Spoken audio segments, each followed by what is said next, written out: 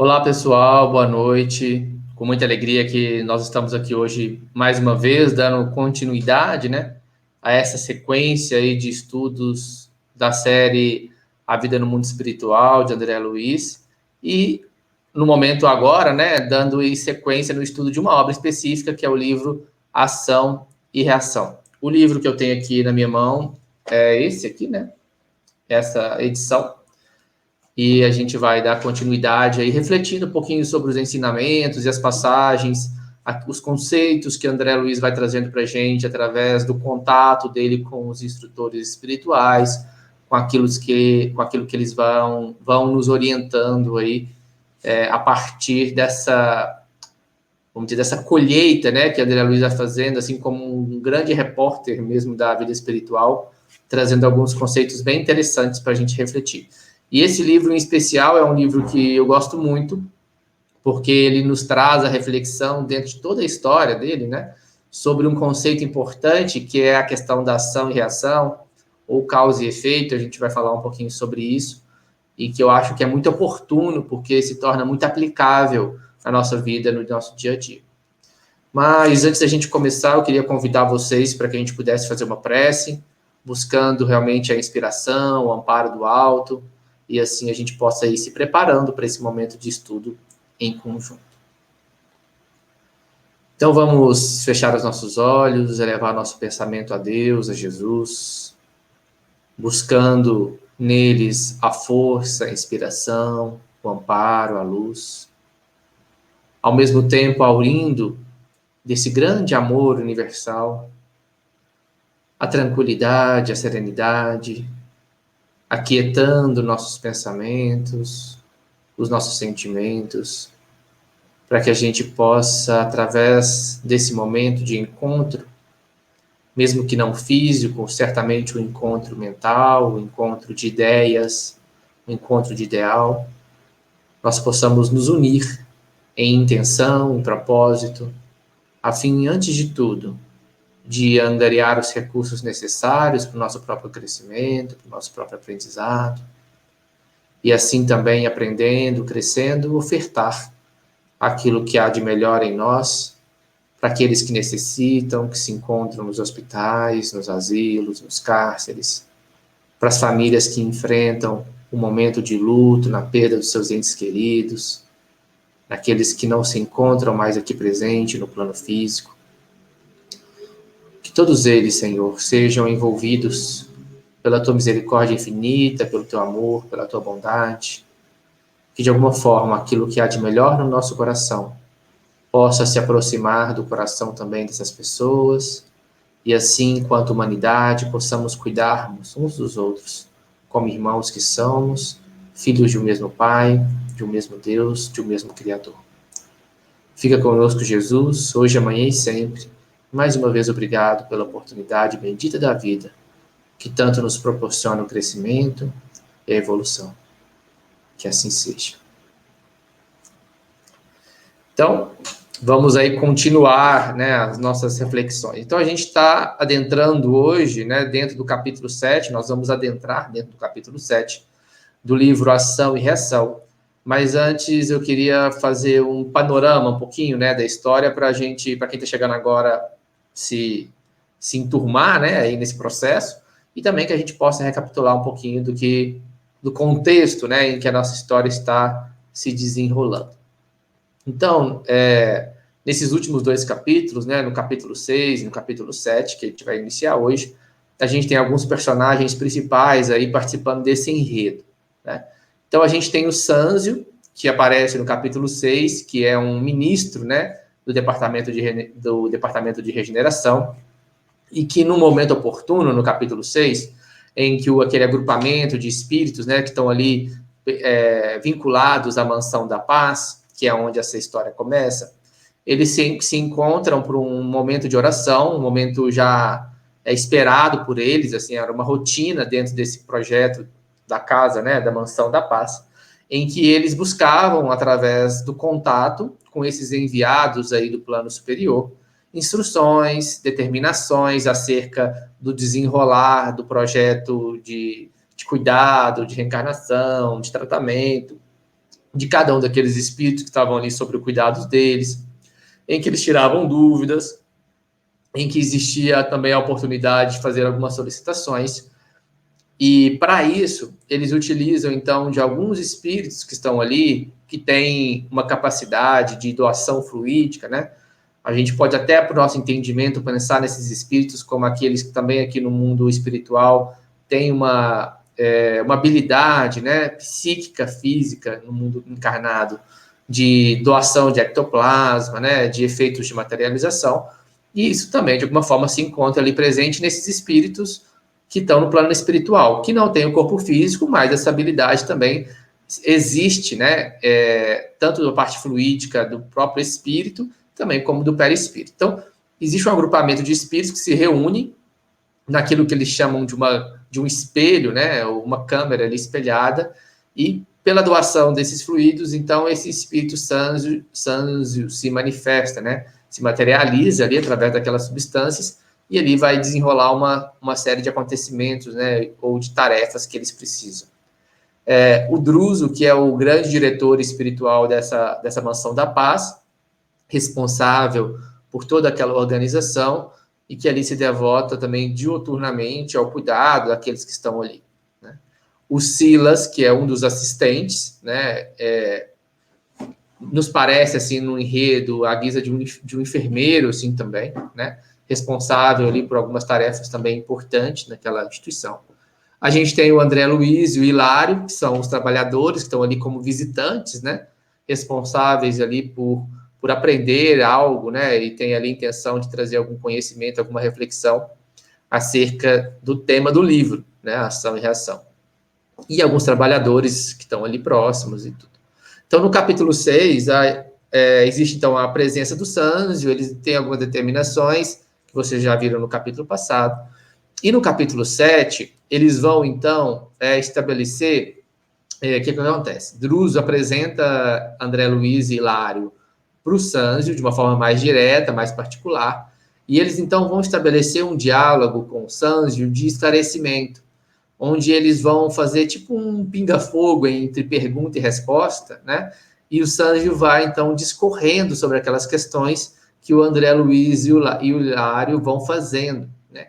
Questões essas que já foram, vamos dizer assim, foram sendo forjadas, né, no coração deles pelas experiências que eles tiveram, né? Então, lá no capítulo 5, vocês vão ver aquela parte que ele vai visitar uma área, né, aquém das fronteiras da instituição, onde existem alguns espíritos que estão sendo cuidados ali por um outro trabalhador. Enfim, eles foram colhendo uma série de impressões nesse primeiro contato com aquela instituição, e aí essas impressões foram gerando inquietações, algumas perguntas, e eles vão aproveitar, então, esse convite, essa oportunidade, para que eles pudessem esclarecer algumas questões. Questões essas em torno da lei de causa e efeito, ou lei de ação e reação, e que a gente vai adentrar nelas. Então, o que eu escolhi fazer? Eu escolhi trazer essas questões e essas respostas, e para que a gente pudesse conversar a respeito delas, porque eu acho que só elas já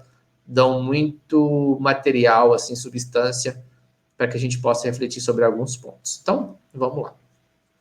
Então, adentrando aí o capítulo 7, André Luiz vai falar, né, introduzir esse capítulo dentro justamente disso, né, que eles estavam estudando, né, em alguns problemas da mansão, ou seja, que envolviam, não problemas da mansão, né, mas questões que envolviam as pessoas que estavam ali naquela mansão sendo cuidadas, né, justamente a respeito da questão das leis de causalidade. E ele, então, querendo penetrar um pouquinho mais a esfera de conhecimento a respeito daquelas circunstâncias que eles encontravam, né, e que eram circunstâncias de bastante sofrimento, eles queriam indagar alguma questão a respeito da dor. E aí eu quis introduzir esse início com a fala do Sâncio, porque aqui ele já nos dá uma pitada, assim, como se ele já nos desse um norte, assim, ou o direcionamento sobre a forma dele de olhar para essas questões, assim, né? E ele, então, vai nos dizer, assim, a respeito da dor, ele diz: estudo-a igualmente, filhos meus, ou seja, é um tema que faz parte do interesse pessoal desse espírito, tá? Que além da elevação moral, então tem uma predileção sobre isso, assim, é interessante a gente entender esse contexto. Sou funcionário humilde dos abismos, trago comigo a penúria e a desolação de muitos. Ou seja, ele tem um trabalho diretamente relacionado, atuando nesses abismos que eles já vinham comentando, André Luiz e Hilário, já aí nos capítulos passados. Ou seja, apesar da envergadura moral desse espírito, né, da elevação espiritual, ele se dedica, aqui ele coloca de forma humilde, né, mas ele se dedica a esse trabalho e no contato com esses espíritos que experienciam essa dor e esse sofrimento. Conheço irmãos nossos, portadores do estigma de padecimentos atrozes, que se encontram animalizados há séculos, nos despenhadeiros infernais. Entretanto, cruzando as trevas densas, embora o enigma da dor me dilacere o coração, nunca surpreendi criatura alguma esquecida pela divina bondade. Então, olha que interessante, né? Ele está dizendo que nesse trabalho dele, ele se encontra com sofrimentos, para nós aqui, talvez até inimagináveis, do ponto de vista psíquico, né, espiritual. Pensando até no mesmo na evolução desse espírito, ele deve ir de encontro àqueles que mais sofrem, né, ao ponto de caracterizar esse sofrimento, né, como pertencentes a verdadeiros despenhadeiros infernais, ou seja, lá embaixo mesmo, né, em uma analogia assim, mas ele já nos diz o tom desse pensamento, ao nos trazer assim de pronto, já no início do capítulo, que mesmo nesses locais onde a gente pode se deparar com sofrimentos mais atrozes, mais difíceis, ele nunca encontrou, nunca se surpreendeu em nenhum local desse criatura que estivesse esquecida ou fosse esquecida pela bondade divina. Tá? Aqui ele já está nos direcionando o pensamento para a interpretação acerca das circunstâncias da dor e do sofrimento. Ou seja, qual a finalidade da dor e do sofrimento, né? Qual é o propósito dessa lei, né, de causa e efeito, ação e de reação? O que ela vem cumprir, o que ela vem promover, o que ela vem trazer para nós enquanto espíritos, né? Ele já nos diz que, independente das circunstâncias, existe uma bondade divina presente dioturnamente, né, na vida de todos nós. Então, isso já nos diz muito sobre o que a gente vai desdobrar aí nos slides seguintes, tá bom? Então, vamos lá. E aí, então, o André Luiz vai começar as perguntas, né, já trazendo algumas inquirições. Então, ele se dirige diretamente aí ao Sanzio, né, exclamando aí comovido, buscando olvidar os meus próprios sentimentos. Só um parêntese aqui que é interessante. Nesse comecinho, antes dele fazer essas perguntas, o André Luiz, à medida que o Sanzio vai trazendo essas palavras que a gente citou e algumas reflexões do começo, ele se sente ligado intimamente a esse espírito, né? Ele tem para ele descreve isso, que é como se ele estivesse diante de um pai ou de uma mãe, assim, que ele quase que se sente compelido, assim, constrangido a se ajoelhar. Ele vai caracterizar, então, que mais do que uma presença espiritual que o toca pela própria postura íntima daquele espírito, ele sente na sua intimidade como se tivesse alguma ligação mesmo, ou alguma experiência já vivida no pretérito, na presença daquele espírito, assim, era uma coisa íntima para ele. E ele pensa nisso, né? E aí o Sanzio, já inclusive captando esse pensamento, antes dele fazer essa pergunta, já o direciona dizendo para que ele deixasse questões particulares, né, pessoais, de lado, para se ater a questões que fossem de interesse comum, né? Ou seja, realmente nos diz, nesse contexto, que existiu uma ligação também espiritual direta, né, de André Luiz com esse Espírito Santo. Então, ele passa por isso e então ele pergunta, né? Podemos ouvi-lo, de algum modo, acerca do karma, né? Então, olha que interessante, o Sanzio vai nos dizer sobre o karma. A gente sabe que esse conceito é um conceito trazido aí do pensamento, da filosofia, principalmente da filosofia oriental, o hindu, principalmente, né? Hinduísmo.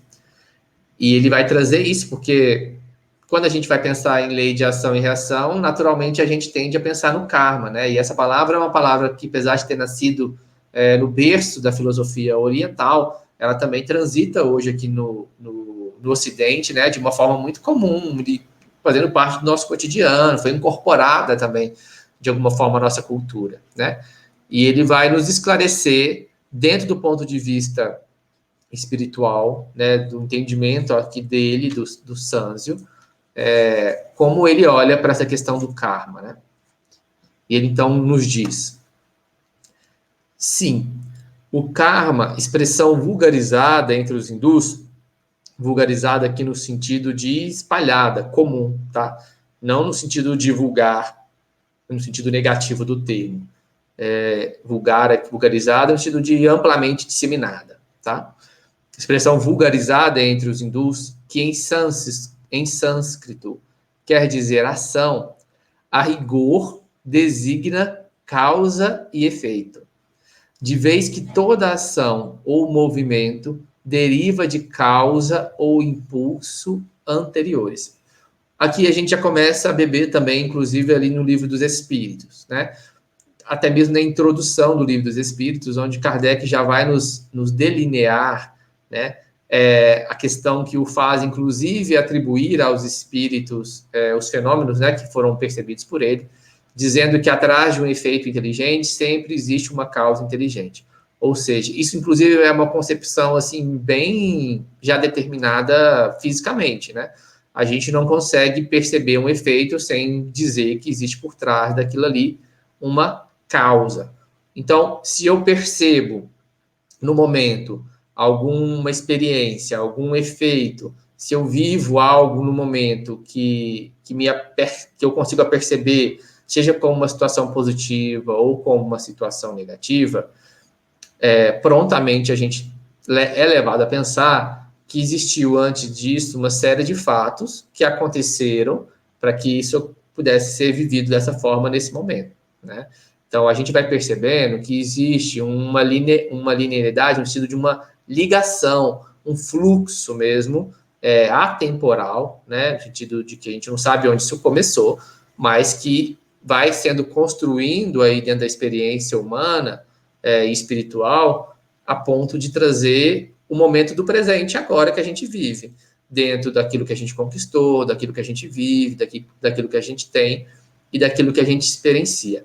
Então, aqui nesse primeiro trecho, o Sanzio, né, já aproxima a palavra karma da palavra causa e efeito, né? Então, a rigor, ou seja, assim, de uma forma resumida, ele está dizendo que o karma, entendido, trazido, uma palavra trazida, cunhada, né, aí do mundo oriental, da filosofia oriental, pode ser entendido também como a própria lei de causa e efeito, né?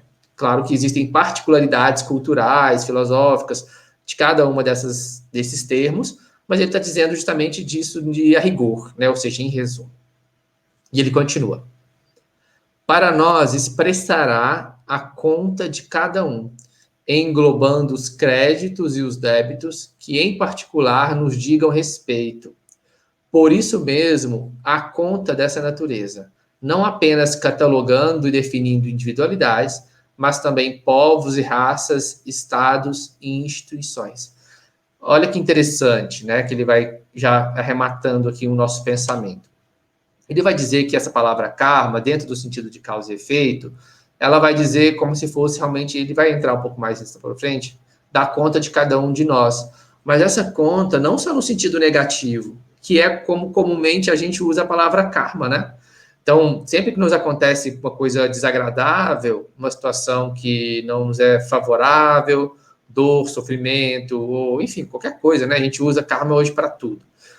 A gente tende a falar, nossa, isso só pode ser meu karma, né? Ou a convivência com uma pessoa que a gente não gosta muito, a gente fala, nossa, é meu karma ter que conviver com essa pessoa. Então, a gente tende a usar essa palavra sempre dentro de uma perspectiva negativa.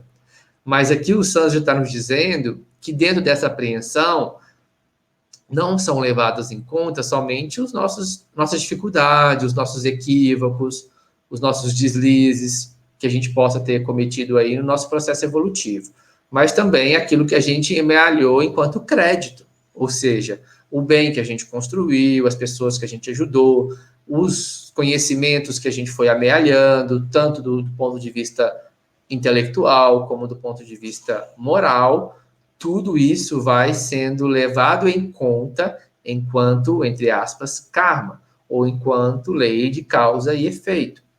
Então, a lei de causa e efeito, ou ação e reação, ela não é uma lei do castigo, né? Uma lei da punição, uma lei dos equívocos, né? Ela é uma lei natural e ela engloba em si a nossa experiência total enquanto espíritos em evolução.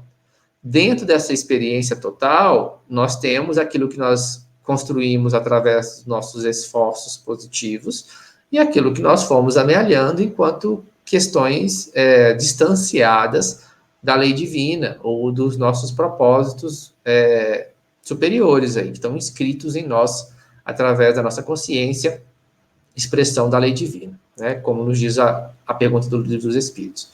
Então, é como se a gente pensasse nesse conjunto, tá? E aí isso já nos ajuda aí, mais uma vez, distanciando, às vezes, de uma ideia errônea, de pensar, ou equivocada mesmo, de pensar a lei de causa e efeito, ou ação e reação, como uma lei, a lei do mal, assim, né? A lei dos equívocos, ou a lei da punição. Isso não se aplica dentro do conceito que a gente está vendo aqui na obra, e nem dentro do conceito que o Espiritismo, através do Livro dos Espíritos e as obras básicas, nos trazem, tá? E aí ele continua nesse mesmo parágrafo dizendo que essa percepção, ou seja, a forma como a gente está encarando aqui, isso aplica, sim, na conta das individualidades, tá? Então, quando eu penso em mim enquanto indivíduo, isso se aplica, mas também a povos e raças, estados e instituições. Olha que interessante isso. Essa mesma lei que se aplica em caráter individual para todos nós, ela também se aplica quando a gente pensa em humanidade. Ela também se aplica quando a gente pensa em sociedade, enquanto Estado e enquanto instituições. Ou seja, existe uma forma de perceber e encarar isso que também se aplica enquanto coletividade. Né? Então, às vezes eu estou lá dentro da minha instituição, né, dentro do meu estado, dentro do meu povo, achando que eu estou abalando, né, assim, com a corda toda, né, pelos esforços individuais que estou fazendo, e que bom que eu estou, mas como que está o meu olhar coletivo? Né? O quanto eu tenho trabalhado também enquanto sociedade, enquanto coletividade, enquanto instituição, visando o crescimento dessa coletividade. Porque quanto mais essa coletividade crescer, e é claro que o crescimento dessa coletividade, ela parte de um crescimento individual de todos, mas enquanto mais essa coletividade crescer e aprender e evoluir, ela também vai angariando recursos positivos, né, dentro dessa conta, esses créditos, vamos dizer assim, enquanto coletividade, né? Então, sim, existe um trabalho individual, de reforma íntima, de aprendizado, de crescimento, mas eu também preciso me implicar enquanto responsabilidade sobre a coletividade que eu pertenço, né? Seja coletividades em campos de atuação menores, minha família, minha instituição religiosa, seja enquanto coletividades maiores, meu estado, meu país, meu mundo que eu pertenço.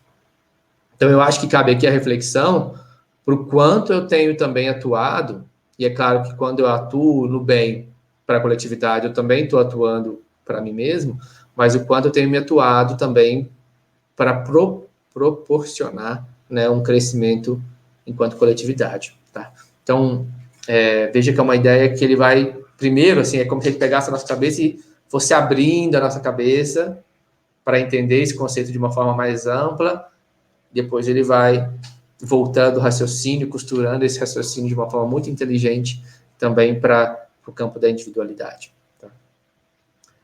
E aí ele continua dizendo para nós: para melhor entender o karma, ou conta do destino criada por nós mesmos, convém lembrar que o governo da vida possui igualmente o seu sistema de contabilidade, a se expressar no mecanismo de justiça inalienável. Olha que interessante, né? Ele vai usar o exemplo aqui da contabilidade, dizendo que existe dentro do governo da vida, né? E aí, governo da vida, ele usa de uma forma genérica mesmo para a gente entender, porque a gente está longe de compreender como se dá essa governabilidade da vida, mas ele vai dizer que existe uma contabilidade ali, ou seja, isso vai ser contado mesmo, né? Assim, não como a gente conta aqui um número, né? Claro que não é isso que ele está querendo dizer, mas que existe uma apreensão das nossas ações, dos nossos pensamentos, né?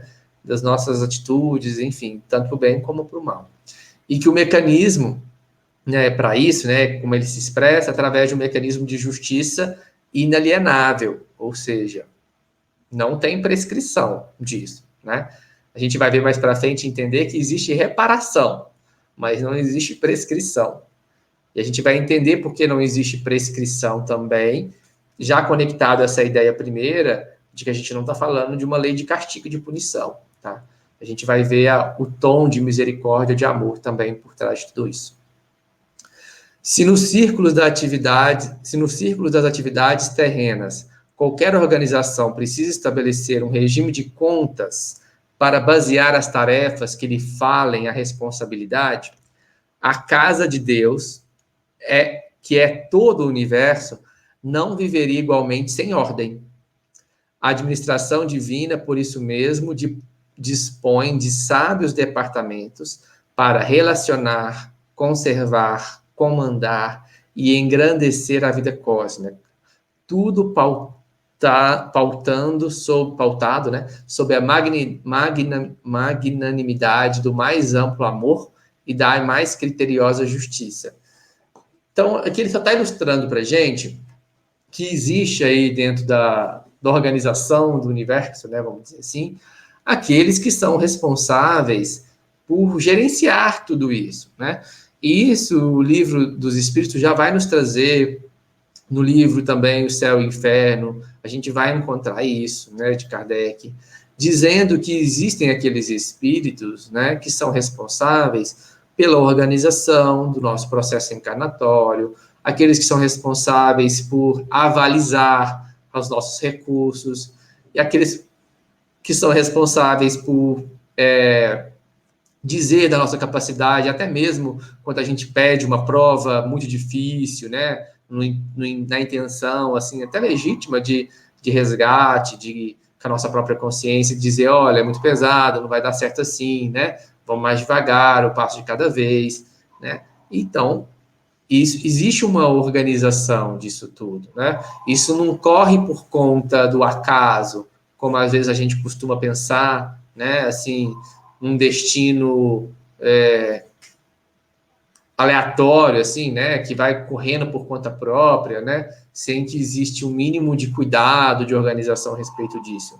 O próprio Sanzio, ele é um das pessoas, a gente vai estar vendo aqui na obra, que tem uma ação dentro desse propósito, né? Talvez ele esteja, inclusive, falando aqui sobre a sua própria função nesse momento, né? Então, lá no capítulo 6, quando ele vai e o Druso apresenta para ele alguns casos, né, daqueles espíritos que se chegaram ali na instituição, e ele vai nortear aquelas questões, ele está fazendo esse papel, assim, de levar em conta, de relacionar, de conservar, de comandar, enfim, de engrandecer essa vida cósmica que habita também dentro de cada um de nós, né? Ou seja, existe um mundo dentro de cada um de nós.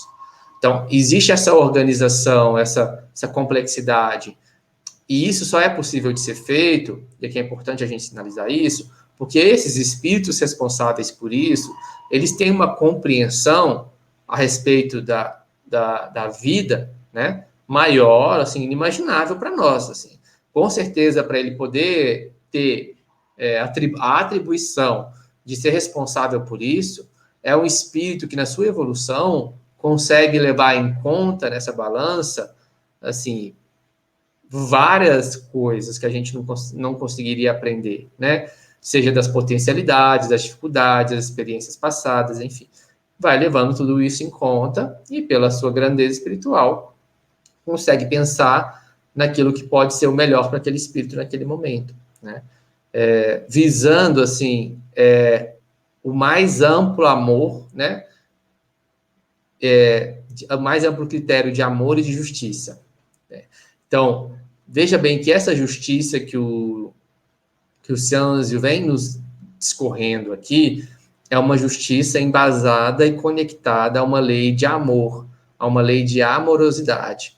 Né? Então, é levado em conta nessas determinações quando, porventura, o espírito ou nós mesmos não conseguimos ter ainda a capacidade de decidirmos por nós mesmos, isso representa a grande maioria de nós, é levado em conta, acima de tudo, a magnanimidade do mais amplo amor e da mais criteriosa justiça. E eu achei interessante essas palavras, né? Que ele fala do mais amplo amor e em justiça ele fala de uma justiça criteriosa.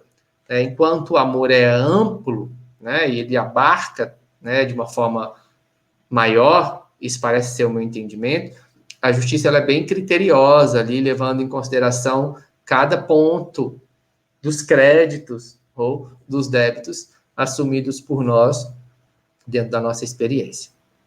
Então, aqui ele vai delineando para a gente, vamos continuar. Para a gente entender um pouquinho disso, eu fui lá no Livro dos Espíritos trazer algumas perguntas, que está lá no capítulo da Lei de Justiça, Amor e Caridade, justamente para a gente poder entender essa ideia de justiça. Tá? Isso é importante demais, eu acho, porque a gente vai lendo palavras no livro, justiça, justiça, justiça, justiça. O que é natural da gente fazer?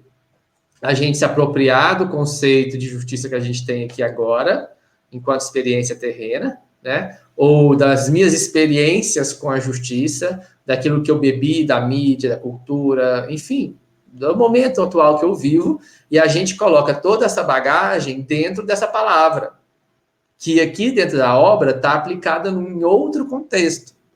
Então a gente precisa ter esse entendimento, assim, não dá para me pegar o conceito de justiça humana que eu tenho aqui, por mais que eu tenha lido todos os manuais, né, toda a Constituição, seja um expert dentro de matéria de justiça, e aplicar essa palavra justiça dentro desse contexto. Porque aqui a gente está falando de uma justiça que não é a justiça do homem, é um conceito que se aproxima de uma justiça divina. E a gente está muito aquém de compreender essa palavra dentro desse aspecto.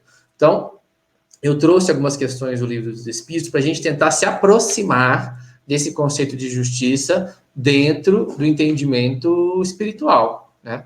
Que não é o mesmo que deve ser aplicado, não é o mesmo que é aplicado, né? Na verdade, tendo o conceito de justiça humana, tá? Então, vamos fazer um parênteses aqui na narração para a gente entender isso.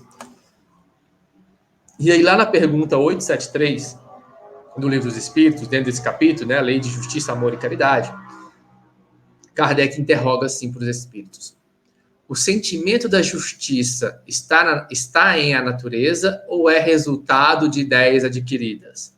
Ou seja, isso é algo que a gente construiu enquanto humanidade ou isso se encontra presente na natureza? Já é uma pergunta interessante para a gente entender isso aí, né? E os espíritos respondem: está de tal modo em a natureza que vos revoltais à simples ideia de uma injustiça. É fora de dúvida que o progresso moral desenvolve esse sentimento, mas ele não o dá. Deus o pôs no coração do homem.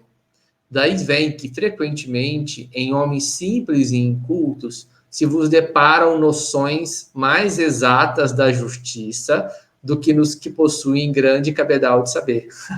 Olha que interessante, né? Como que cabe isso aqui nesse momento, assim, né? Primeiro nos dizendo que esse conceito de justiça, né, ele não nos é dado através do progresso moral que a gente vai desenvolvendo. Ele se desenvolve, esse conceito se desenvolve em nós a partir do momento que nós vamos progredindo moralmente, mas ele está incutido em nós, né? Ele usa essa linguagem simbólica, né, importante, né? Deus pôs no coração do homem, ou seja, na sua intimidade, na sua essência, existe esse conceito de justiça. E por que assim? Porque é uma lei natural, é uma lei de Deus, natural enquanto lei divina, né? Assim, não é uma lei humana. Então, se é uma lei natural, se faz parte da criação, certamente que ela faz parte de nós. E como tudo que está em nós é suscetível, né, de um progresso, de um crescimento, de um aprendizado, de uma evolução. Mas ela habita em nós.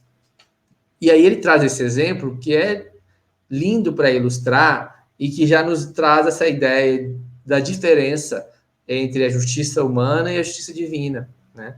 Porque ele vai nos dizer que às vezes a gente vai encontrar no homem mais simples, né, mais inculto, uma ideia mais próxima e exata do que é essa justiça divina, do que daquele homem culto, né, cabedal de grande saber, conhecedor de todas as leis, etc., né, dos conhecimentos aí humanos.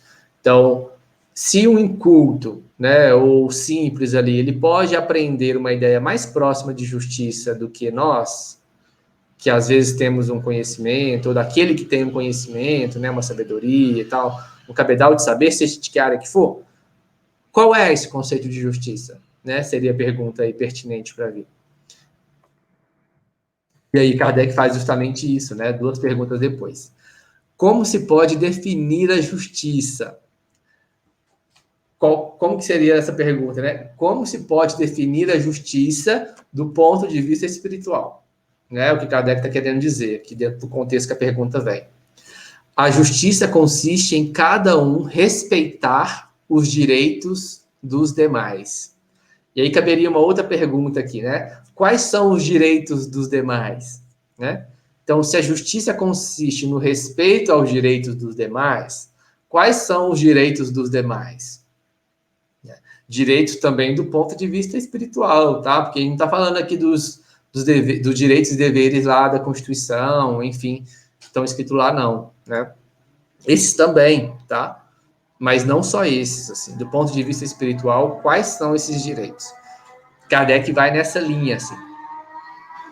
Então, posto à parte, assim, colocando de lado o direito que a lei humana consagra à individualidade, né, a todos nós, qual a base da justiça segundo a lei natural? Então, pondo de lado esse direito humano que a lei humana consagra, que a gente deve respeitar também, segundo a lei natural, a lei de Deus, né, a lei divina, qual é a base dessa justiça, sendo que a base da justiça consiste em respeitar os direitos dos demais. Então, qual que seria a intenção de Kardec, né? Se a justiça é o respeitar os direitos dos demais, qual que é a base, ou seja, qual que é o direito, quais são os direitos dos demais, como olhar e entender esses direitos dos demais segundo a lei natural, né? É interessante, assim, eu fico, dá uma sensação, assim, de entusiasmo, assim, vendo a capacidade do Kardec de trazer essas perguntas e como que, quando ela é jogada dentro de um contexto, assim, né, como no livro que vai falar sobre isso, ela encaixa, assim, quase que como uma chave, assim, né, na fechadura. E os espíritos respondem. Disse o Cristo, queira cada um para os outros o que quereria para si mesmo. No coração do homem imprimiu Deus a regra da verdadeira justiça, fazendo que cada um deseje ver respeitados os seus direitos. Então, qual que é o cerne, qual que é a base do direito divino? Eu querer para o outro, ou seja, que cada um de nós queiramos para os outros aquilo que a gente quereria para nós mesmos. É simples, né? É simples. É eu fazer esse movimento de me colocar, né, em direção ao outro e desejar para o outro, querer para o outro aquilo que eu gostaria para mim. Muitas das vezes, dentro de uma perspectiva, quando alinhada à lei do amor, até de um movimento de abrir mão do meu para oferecer para o outro. Porque essa é a base da justiça. Então, todas as vezes que eu faço algo para o outro, que é algo que eu não gostaria que fosse feito para mim, de uma certa forma eu estou transgredindo essa lei de justiça. ou esse pensamento, esse entendimento de justiça que o Livro dos Espíritos vem nos trazer, né? E para isso, o que ele continua dizendo? Que Deus, ele imprimiu, né, assim, como a gente deu, inclusive, na resposta passada, né? Imprimiu dentro de nós essa regra verdadeira de justiça, fazendo que cada um deseje ver respeitados os seus direitos. Então, se eu desejo, né, vamos dizer assim, é quase que natural, assim, evolutivamente falando, eu desejar, e todo mundo vai desejar, que o outro respeite os meus direitos. Então, se eu desejo que o outro respeite os meus direitos, a partir da concepção de direito que eu tenho, se eu desejo realmente ser justo, eu preciso também respeitar o direito do outro, né?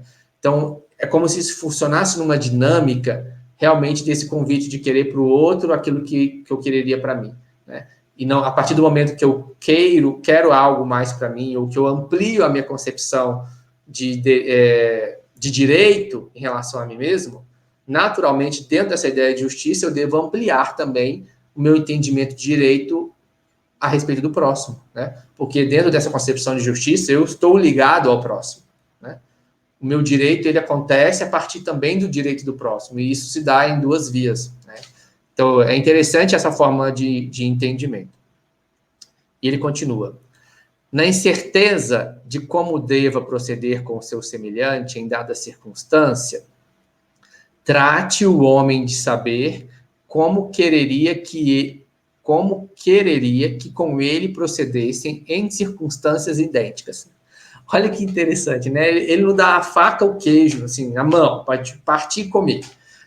Se eu estou na dúvida, o que ele está dizendo? Se eu estou na dúvida, né, em algum momento, assim, como proceder, né, para me ser o mais justo possível nas minhas decisões, né, com o outro, com o semelhante, numa circunstância em que eu não sei muito bem o que seria justo ser feito ali naquele momento, é simples, ele está dizendo, é fácil, tá?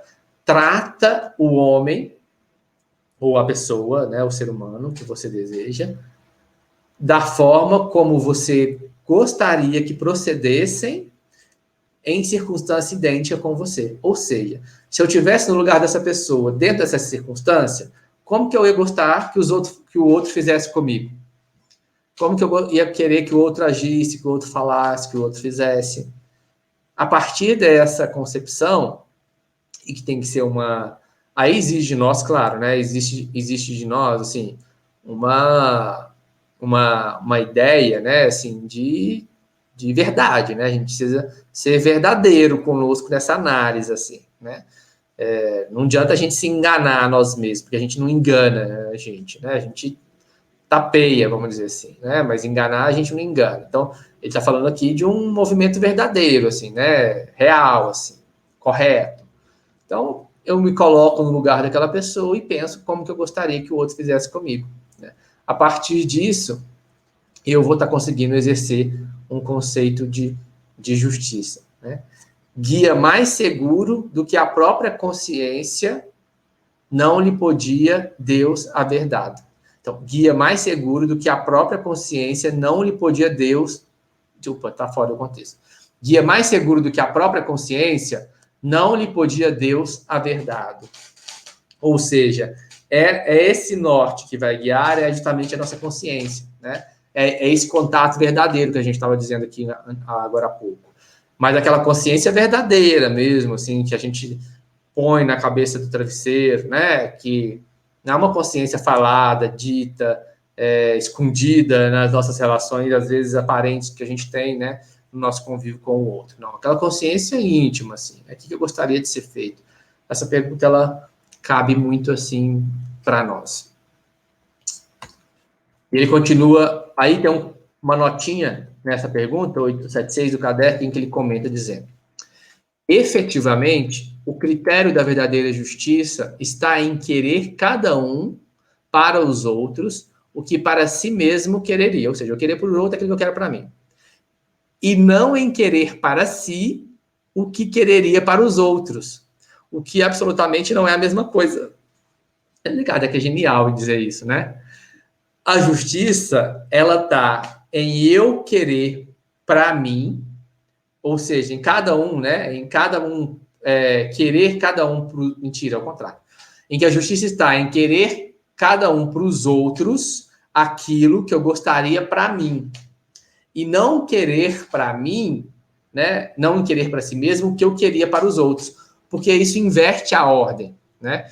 Quando eu penso naquilo que eu desejo para mim e eu desejo isso para o outro, é um movimento que eu saio de mim para o outro, né? Eu parto dessa concepção que ele traz lá na pergunta anterior, né? Que são essa impressão, né? Que Deus colocou em nós desse sentimento de justiça, que está lá na 873, eu parto desse pensamento. Então, eu olho para aquilo que eu desejo para mim, o que eu quero para mim, e vou em direção ao outro. O que tem nesse movimento de justiça?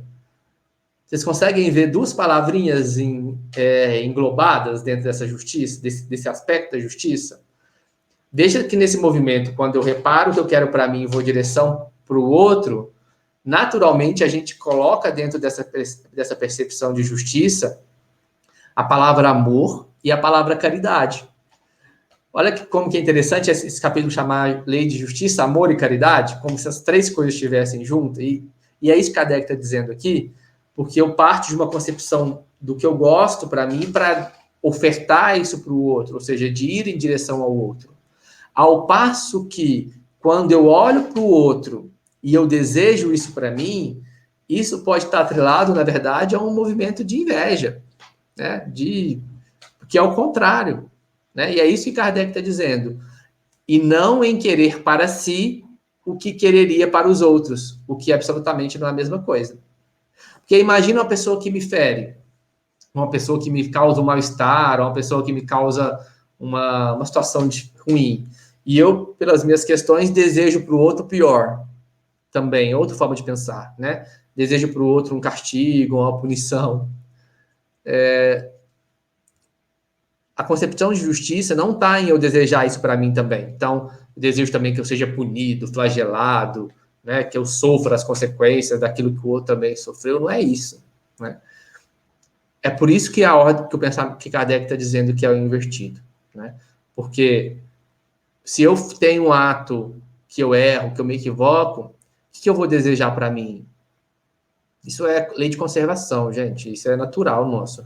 Eu vou desejar que eu seja compreendido, que eu tenha uma segunda chance, que eu possa ter a oportunidade de refazer aquilo ali de uma outra forma, não é isso? E isso, naturalmente, eu vou espelhar para o outro, né? Agora, quando eu parto do que eu quero para o outro, a minha concepção do que eu quero para o outro, muitas das vezes está envolvido aí nas minhas dificuldades, na minha raiva, no meu orgulho, na minha vaidade, no meu egoísmo, e aí não é necessariamente aplicar esse pensamento a mim. Né?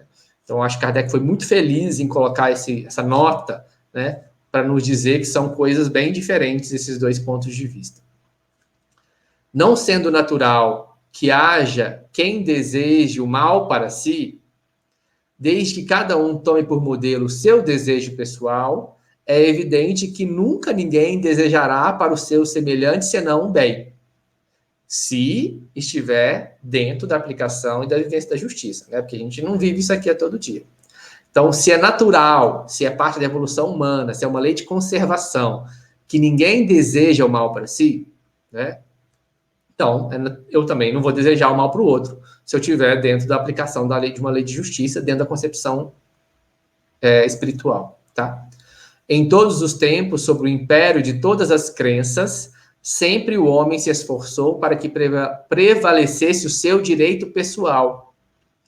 A sublimidade da religião cristã está em que ela tomou o direito pessoal por base do direito para o próximo.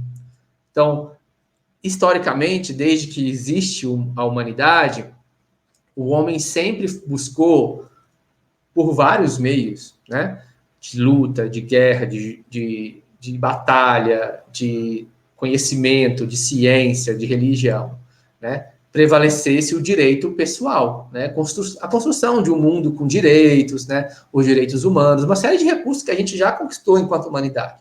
Né? Então, sempre houve essa busca por essa apreensão do direito, a gente foi crescendo enquanto humanidade, né? Certamente que a humanidade que a gente tem hoje não é a mesma humanidade que a gente tinha alguns séculos atrás, né, na Idade Média. Os direitos modificaram e a gente continua buscando incorporar cada vez mais direitos pessoais, né?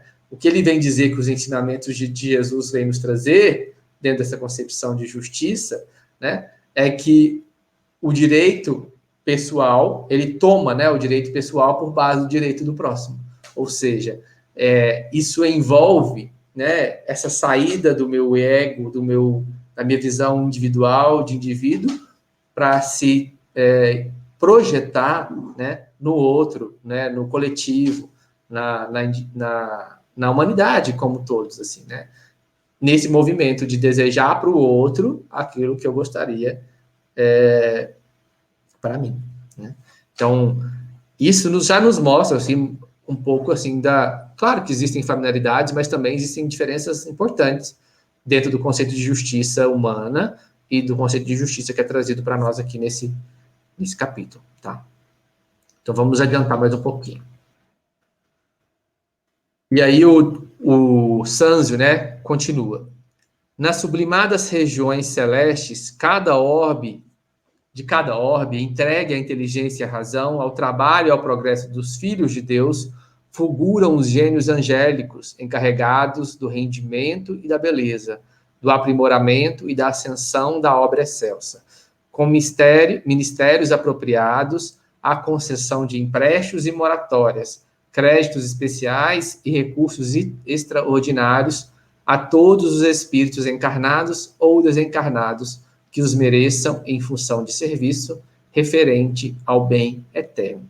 Então, ele está só explicando, assim, está ilustrando para a gente, dizendo que em todos os ordens do universo, né, existem aqueles espíritos que são encarregados sobre isso, que vão levar em conta os nossos créditos, aquilo que a gente conquistou no nosso trabalho do bem, no nosso esforço, né, que tudo isso é levado em conta dentro dessa lei de causa e efeito, né? E é por isso que se aplica tanto a ideia de uma misericórdia aliado à justiça nessa concepção aqui que é trazida para nós na obra, né? Porque não se trata de uma punição, se trata muito mais de um ajustamento, né? Em que as questões do esforço de cada um às vezes preponderam até mesmo sobre as dificuldades, né, e os deslizes que a gente possa ter cometido na nossa encarnação, sobre as consequências, né, sobre os efeitos disso, assim. Então, é muito importante a gente pensar sobre isso, trazer a frase de Paulo, né, o amor cobre uma multidão de pecados, é isso mesmo, né, é isso que ele está trazendo, né. Isso vai ser levado em conta, isso vai ser visto, isso vai ser ponderado, né? Porque a intenção não é o castigo, não é a punição, né? É o nosso aprendizado, é a nossa educação, é o nosso crescimento, né? E nas regiões atormentadas como estas, né, varridas por ciclones de dor regenerativa, isso vocês vão ver lá nos primeiros capítulos, né? No primeiro, eu acho, que fala sobre dessa tempestade que passa ali naquela região, naquele momento, temos poderes competentes para promover a cobrança e a fiscalização, o reajustamento e a recuperação de quantos se fazem devedores complicados ante a justiça divina. Poderes que têm a função de purificar o caminho evolutivo e circunscrever a manifestação do mal. As religiões da Terra, por esse motivo, procederam acertadamente, localizando o céu nas esferas superiores e situando o inferno nas zonas inferiores, porquanto nas primeiras encontramos a crescente glorificação do universo, e na segunda, a purgação e a regeneração indispensáveis à vida, para que a vida se acrisole e se eleve ao fulgor dos cismos, né?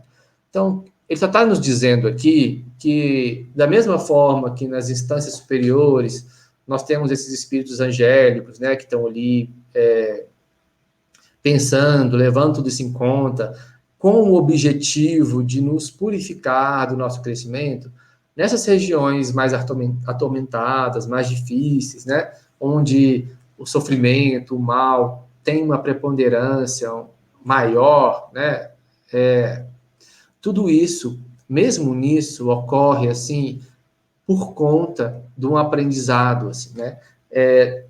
Ele coloca essa palavra que eu achei interessante, né? Na intenção de circunscrever, assim, a manifestação do mal, né? Porque a não circunscrição do mal, né? Ou seja, essa contenção do mal, a não realização disso, a gente precisa entender que isso não vai repercutir de uma forma negativa, assim, trazer prejuízo para Deus e para aqueles espíritos que não estão mais conectados ao mal, né? O único ou os únicos prejudicados com o mal são aqueles que praticam, ou os mais prejudicados com o mal, né? São aqueles que praticam o próprio mal. Então, circunscrever o mal não é aquela ideia, vou isolar o mal aqui, deixar o mal, ou para que isso não me cause nenhum constrangimento, né? Para que eu não me sinta afetado por ele, como algumas vezes a gente faz na nossa sociedade, assim, né? Então, coloca isso na margem da sociedade, coloca isso para lá, longe daqui do nosso convívio, né? Para que isso não me ameace, assim, para que isso não me cause nenhum horror, para que isso não me afete. Não é essa a ideia, né? Porque esse mal, ele não é capaz de afetar esses espíritos superiores, tá? A gente não tem essa capacidade, a gente não tem esse poder, né? A ideia disso é para evitar que a gente caia ainda mais em mais sofrimento, em mais dor, em mais aflição. Então, alguns mecanismos são acionados, né, dentro desse contexto aí que ele traz a questão da cobrança, da fiscalização, às vezes mecanismo de dor, de dificuldade, para que isso não cresça, né? Para que eu me sinta atado, já que eu não consegui conquistar os recursos ainda necessários para trilhar um outro caminho, e eu não faça do meu um uso assim do meu livre-arbítrio que vai me trazer ainda mais sofrimento, né? Então existe essa constrição do livre-arbítrio, né? Assim, uma certa modelagem ali, uma segurança, né, desse livre-arbítrio, para que eu não me equivoque ainda mais e venha sofrer mais com isso, tá? Então, é uma ideia ampliada, assim, do conceito de justiça e, mais uma vez, nos afastando de uma ideia de castigo, de punição, que a gente vai bater nisso, assim, frequentemente para a gente entender que é uma outra finalidade, né? E aí ele só traz esse exemplo, né, como as religiões pintaram, né, assim, o céu no alto, o inferno no baixo, entendendo, vocês já devem ter visto isso nos capítulos anteriores, que a ideia de inferno e céu aqui não é a ideia comum que a gente está acostumado no nosso dia a dia, como um lugar ali, né, infinito, eterno, de condenação, enfim. O inferno é construído, inferno como o sofrimento e a dor, a partir da emanação dos meus próprios pensamentos, das minhas próprias emoções, tá? Então, não é eu que sou colocado no inferno. Eu construo o inferno, ou a dor e o sofrimento em mim mesmo, tá? É uma projeção de mim, e não um ambiente ou um lugar, né, fixo ali, como a gente vê nos livros, né, ou como era pintado antigamente, né. Isso é uma concepção nossa, assim, humana, né, dessa ideia, e que o Espiritismo desconstrói para a gente, né. O inferno, ele se instala, ou o céu, né, se instala no nosso coração, né, e não fora dele.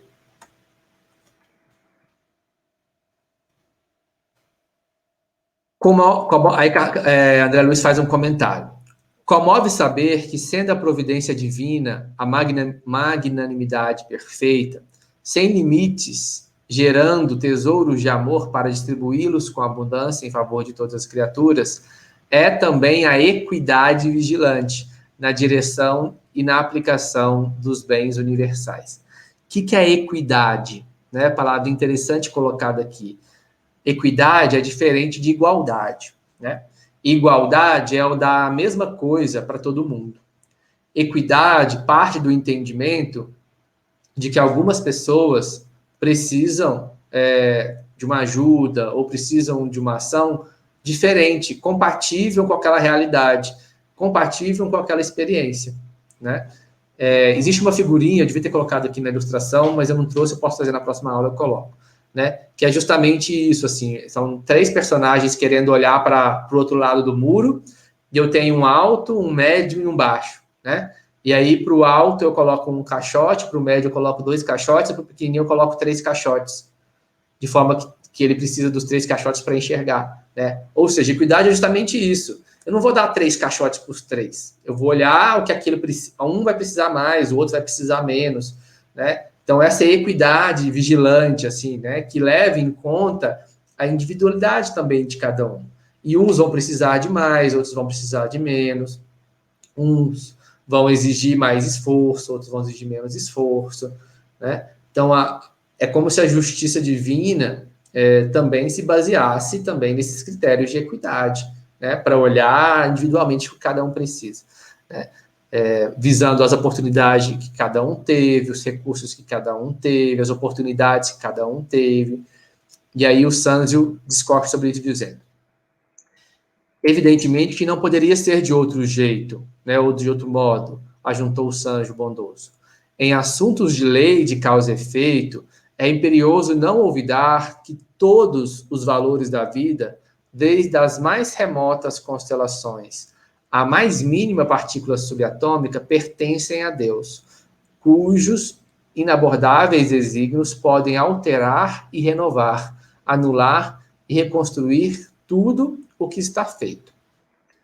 Ele continua: assim, pois, somos simples usufrutuários da natureza que consubstancia os tesouros do Senhor com responsabilidade em todos os nossos atos, desde que já possuamos algum discernimento.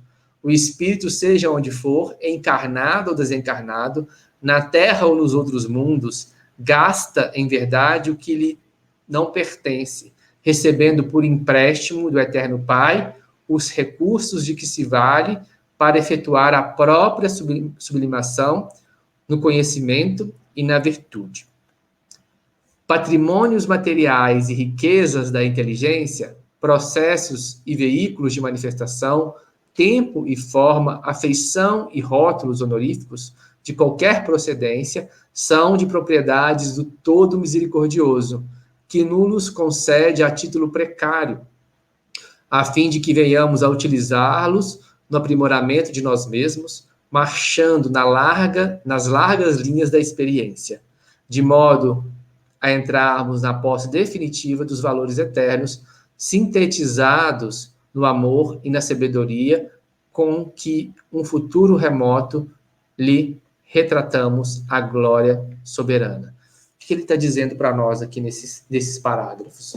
Que tudo aquilo que a gente usufrui, tudo aquilo que a gente tem, são concessões divinas. Em qualquer âmbito da nossa vida. Seja nas questões materiais, seja nas questões do tempo, da forma, nos rótulos, nas afeições.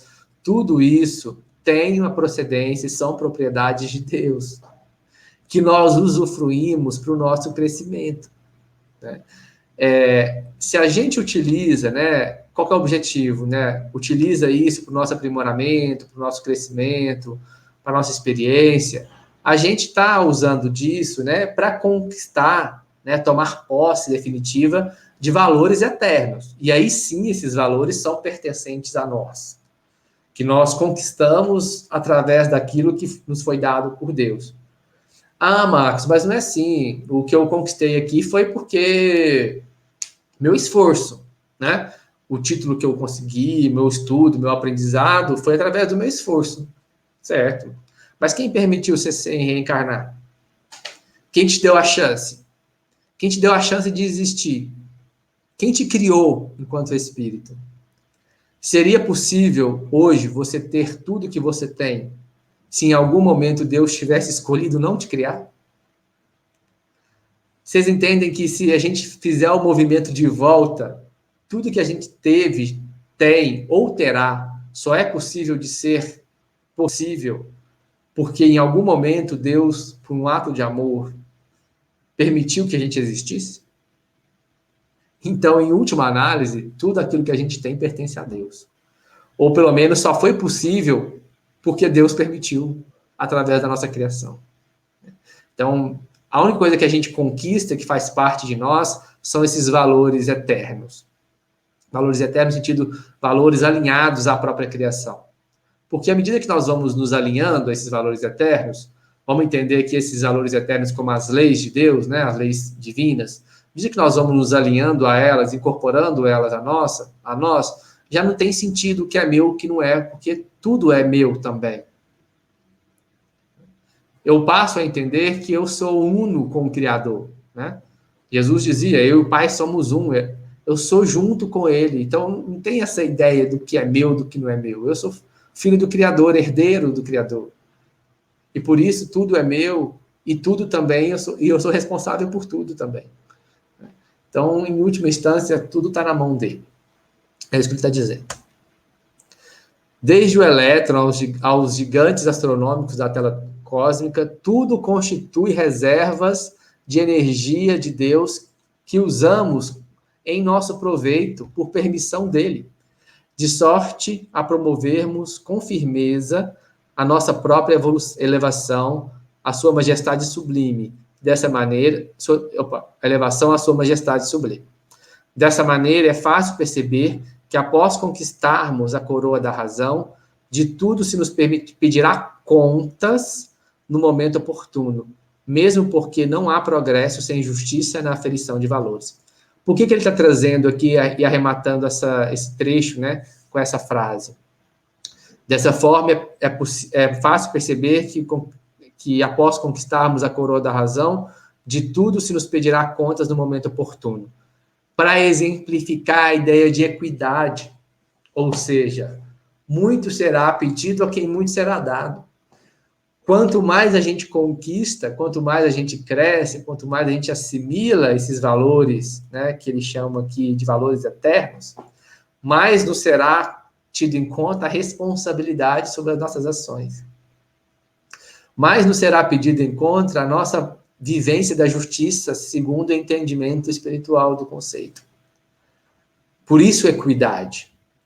É claro que alguém que caminhou muito não vai ter o mesmo nível de cobrança, de exigência, de alguém ainda que está iniciando, ainda ignorante ali das leis divinas, mesmo tendo tido as oportunidades. Quanto mais eu me aproprio, ou me aproximo do Criador, mais é pedido de mim, mais me é solicitado, mais me é pedido, mais me é responsabilizado. Isso é equidade. Então, não tem como... Ele está dizendo isso dentro da lei de causa e efeito, né?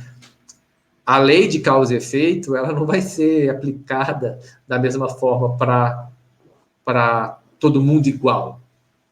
Ela vai ser aplicada para todo mundo. Todos nós estamos sobre a estamos regidos, né, sobre a lei de causa e efeito. Mas a forma como ela vai se dar, a forma como ela vai aplicar, tem muitos fatores, como a gente viu até aqui, que são levados em conta. Quanto mais o meu conhecimento, quanto mais a minha responsabilidade, mais o meu compromisso para com ela, e maiores também os seus desdobramentos, né? É isso que ele está dizendo. Bom, hoje a gente vai finalizar por aqui. Semana que vem eu continuo com vocês ainda nesse capítulo. É um capítulo que propositadamente é dividido em duas partes, porque há muito que conversar e falar sobre ele. E a gente continua, então, a partir de semana que vem, dando continuidade aí às reflexões, né, acerca das palavras que o Sanzio vem trazer para a gente, né? A gente vai continuar assim, porque os elementos que ele traz são muito ricos, né? A gente vai tentando trazer aqui só reflexões mesmo, trazendo um pouquinho aí, junto com a obra básica do Espiritismo, trazendo alguns conceitos, reforçando alguns pontos que a gente considera interessante. Então, para a gente finalizar, vamos só fechar os nossos olhos, pedindo a Jesus, a Deus, que nos abençoe, que a sua misericórdia infinita e seu amor flua no nosso coração, e assim fluindo no nosso coração, flua também do nosso coração, em direção à nossa casa, à nossa família, à nossa família universal enquanto humanidade. Que possamos, Senhor, a partir da tua força, da tua luz, nos aproximarmos a cada dia mais da aplicação dos seus ensinamentos em nossas vidas, da vivência, do entendimento, da justiça enquanto lei divina, aplicada, antes de tudo, no nosso próprio coração. Que esse olhar de justiça seja um olhar interno para conosco, para com nossas escolhas, para com as nossas decisões, para que a gente possa cada vez mais nos aproximar dessa bússola, dessa direção, desse norte, que é querer para o outro aquilo que eu gostaria para mim mesmo. Ajude-nos, Senhor, a ter olhos de ver e ouvidos de ouvir, para que nós possamos fazer um bom proveito dessa experiência, da encarnação, e sairmos daqui melhores do que chegamos. E assim sendo, Senhor, com a sensação de dever cumprido, ou pelo menos com a consciência mais tranquila, nos aproximando paulatinamente daquilo que nos aguarda, daquilo que o Senhor deseja para nós, que é a nossa felicidade e a nossa comunhão com os teus desígnios e com o teu coração. Muito obrigado, Jesus, por mais um dia. Fica conosco hoje, amanhã e sempre, que assim seja. Até semana que vem. Beijo grande no coração. Tchau, tchau.